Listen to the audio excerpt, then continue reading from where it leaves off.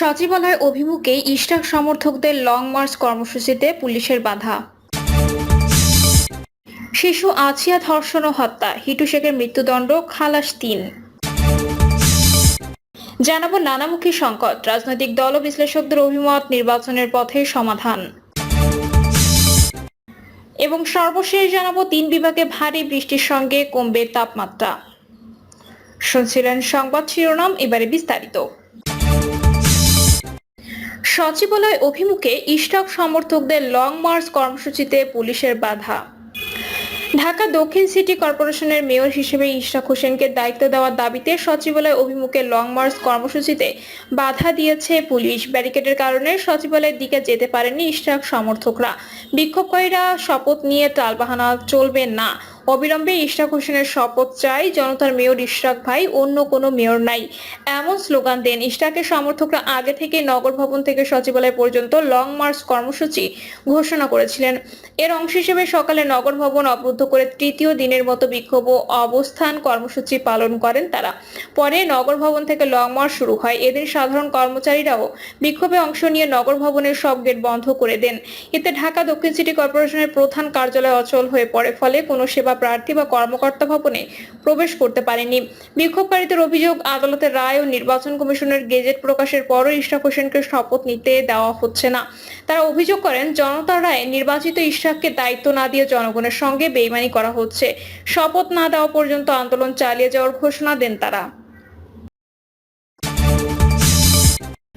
শিশু আসিয়া ধর্ষণ ও হত্যা, হিটু শেখের মৃত্যুদণ্ড, খালাস ৩।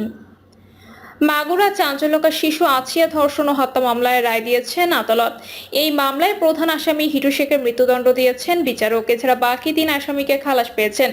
অভিযোগ গঠন বা বিচার শুরুর ২১ দিনের মাথায় আলোচিত এই মামলার বিচার কার্যক্রম শেষ হলো। ঘটনার মাত্র ২ মাস ১১ দিনের মাথায় এই মামলার রায় হয়েছে।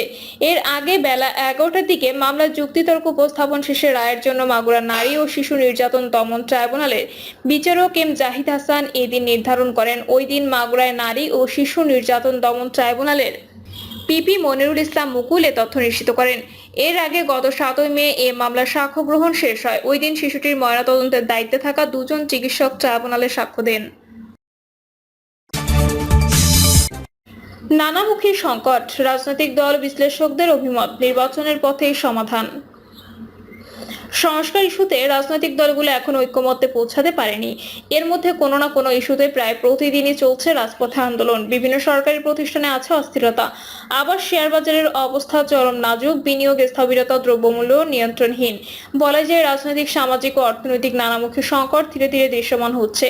এমন পরিস্থিতিতে জাতীয় নির্বাচনকে সংকট সমাধানের একমাত্র পথ বলে মনে করছেন রাজনৈতিক দলগুলো ও বিশ্লেষকরা। তারা বলছেন, যেসব সমস্যার সম্মুখীন সেগুলো নির্বাচিত সরকারের পক্ষে দ্রুত সমাধান দেওয়া সম্ভব। এজন্য দ্রুত জাতীয় নির্বাচনের সুনির্দিষ্ট রোডম্যাপ দিলে এর সংকট থাকবে না। রোডম্যাপ দিলে রাজনৈতিক দলগুলো নির্বাচনের ট্রেনে উঠে পড়বে, স্বাভাবিক হবে দেশের পরিস্থিতি।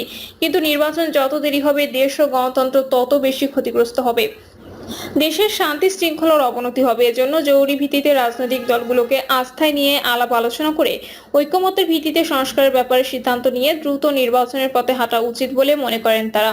৩ দফা দাবিতে রাজধানীতে ৪ দিন ধরে বিক্ষোভ করেছেন জগন্নাথ বিশ্ববিদ্যালয়ের শিক্ষক শিক্ষার্থীরা।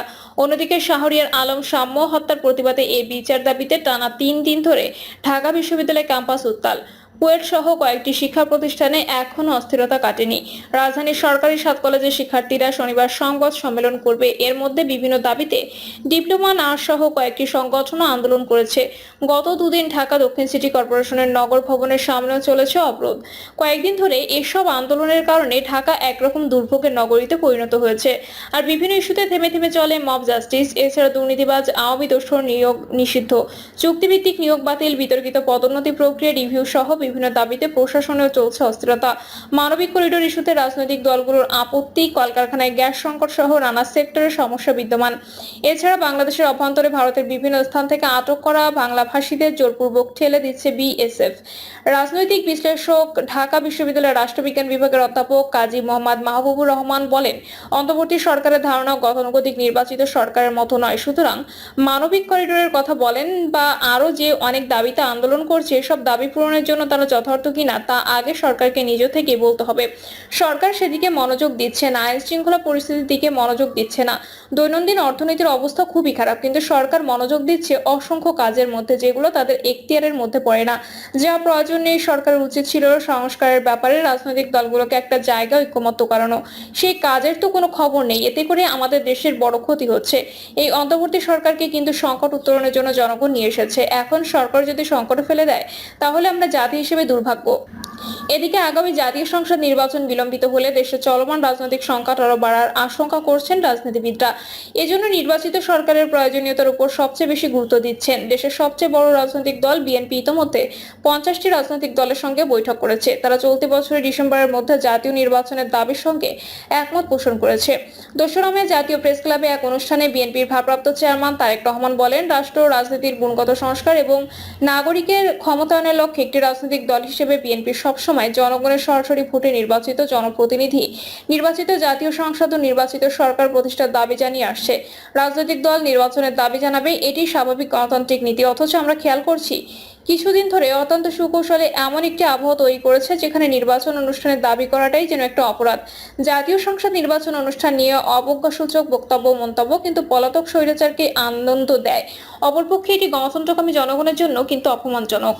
এই প্রসঙ্গে বিএনপির স্থায়ী কমিটির সদস্য আমির খসরু মাহমুদ চৌধুরী বলেন, নির্বাচিত যে প্রতিনিধি থাকে তাদের সঙ্গে নির্বাচিত সরকারের একটা সংযুক্তি আছে। স্বাভাবিকভাবে জনগণের ইচ্ছার প্রতিফলন, চিন্তা, দাবি দেওয়া সহ নানা সমস্যার জবাবদিহিতামূলক সরকার নিশ্চিত করবে। কিন্তু এখন সরকার ও জনগণের মাঝখানে তো কেউ নেই, সংসদ নেই, সরকার নেই, প্রতিনিধি নেই, কেউ তো নেই, কে নিশ্চিত করবে? নির্বাচন দ্রুত হওয়া দরকার। একটা নির্বাচিত সরকার যত তাড়াতাড়ি ক্ষমতায় আসবে, বাংলাদেশের বর্তমান অর্থনৈতিক, সামাজিক, রাজনৈতিক যে সমস্যায় আমরা সম্মুখীন হচ্ছি সেগুলো নির্বাচিত সরকারের পক্ষে দ্রুত সমাধান দেওয়া সম্ভব।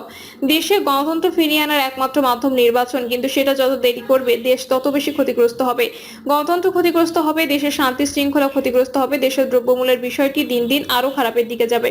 সম্প্রতি জেলা ও মহানগরের আমির সম্মেলনে জামায়াতের আমির ডক্টর শফিকুর রহমান বলেন, আমরা দুটি সময়কে উপযুক্ত মনে করি। একটি আগামী বছরের ফেব্রুয়ারিতে রোজার আগে। তবে যদি এই সময়ের মধ্যে সংস্কারগুলো এবং বিচারের দৃশ্যমান প্রক্রিয়া জনমনে আস্থা সৃষ্টির পর্যায়ে না আসে তাহলে সর্বোচ্চ এপ্রিল পার হওয়া উচিত নয়। দেশের আবহাওয়া পারিপার্শ্বিকতার বিষয় আছে। ফেব্রুয়ারির মাসের শেষ এবং মার্চের 3 ভাগের 2 ভাগ রোজা থাকবে, সে সময় নির্বাচন সম্ভব নয়। তিনি বলেন, এ থেকে উত্তরণের পথ হলো জরুরি ভিত্তিতে রাজনৈতিক দলগুলোকে আস্থায় নিয়ে আলাপ আলোচনা করে ঐকমত্যের ভিত্তিতে সংস্কারের ব্যাপারে খুব দ্রুত একটি জাতীয় সনদ স্বাক্ষর করে দ্রুত নির্বাচনের পথে হাঁটা। 3 বিভাগে ভারী বৃষ্টির সঙ্গে কমবে তাপমাত্রা। আগামী 24 ঘন্টায় 3 বিভাগে ভারী বৃষ্টি হতে পারে বলে জানিয়েছেন বাংলাদেশ আবহাওয়া অধিদপ্তর। সেই সঙ্গে সারা দেশে দিন ও রাতে তাপমাত্রা কমে যেতে পারে বলে জানিয়েছে সংস্থাটি। আবহাওয়া অফিস জানায়, আগামী 24 ঘন্টায় রংপুর, রাজশাহী, ময়মনসিংহ, ঢাকা ও সিলেট বিভাগের কিছু কিছু জায়গায় এবং খুলনা, বরিশাল ও চট্টগ্রাম বিভাগে 2-1 জায়গায় অস্থায়ীভাবে দমকা হাওয়া সহ বিদ্যুৎ চমকানো অথবা বজ্র সহ বৃষ্টি হতে পারে। সেই সঙ্গে রংপুর, ময়মনসিংহ ও সিলেট বিভাগের কোথাও কোথাও মাঝারি ধরনের ভারী থেকে ভারী বর্ষণ হতে পারে। প্রিয় দর্শক, এই ছিল এখনকার সর্বশেষ সংবাদ। আপডেট সব সংবাদ পেতে চ্যানেলটি সাবস্ক্রাইব করে বেল আইকনটি ক্লিক করে রাখুন।